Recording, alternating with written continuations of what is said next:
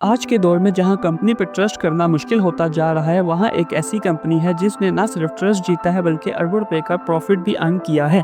चलिए आज मिलते हैं एफसीसीएल से।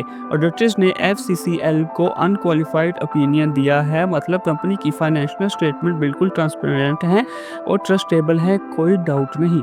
कंपनी ने अपनी सारी डीलिंग ट्रांसपेरेंट तरीके से डिस्क्लोज की है। ऑडिट कमेटी हर डील का रिव्यू करती है, कोई अनयूजुअल लोन या डायरेक्टर का पर्सनल इंटरेस्ट नहीं, यानी कि इधर भी कोई रेड फ्लैग नहीं। एफसीसीएल का कैश फ्लो स्टेटमेंट देखने से पता चलता है कि कंपनी का प्रॉफिट सिर्फ कागजी नहीं बल्कि असल कैश में कन्वर्ट हो रहा है। एक्सपेंशन के बावजूद डेबिट टाइम पर रीपे हो रहे हैं, जो कि एक अच्छी चीज़ है।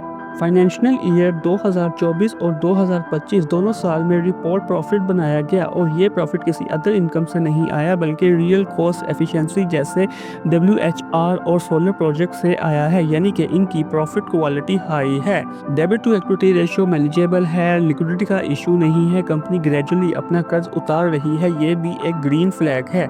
एफसीसीएल की मैनेजमेंट ने अपनी स्ट्रेटजी बिल्कुल क्लियर रखी है। 10.6 MTA कैपेसिटी और 2.7 MW सोलर टारगेट जैसे नंबर क्लियरली दिए गए हैं।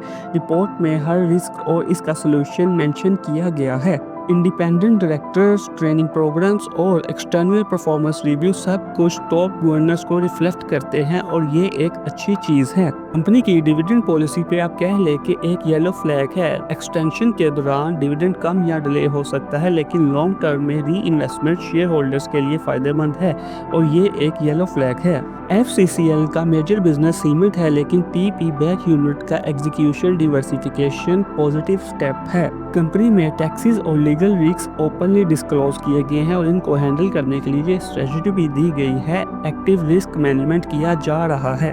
एफसीसीएल के एनालिसिस में कोई रेड फ्लैग नहीं, सिर्फ ये कुछ येलो फ्लैग्स हैं जिन पे नज़र रखना ज़रूरी है, जैसे कि सिक्लिकल नेचर ऑफ इंडस्ट्री और डेबिट सर्विसिंग रिस्क, डिविडेंड्स का एक्सपेंशन के दौरान कम हो जाना, लेकिन ट्रांसपेरेंसी, कंट्रोल और गवर्नेंस सब कुछ सॉलिड है।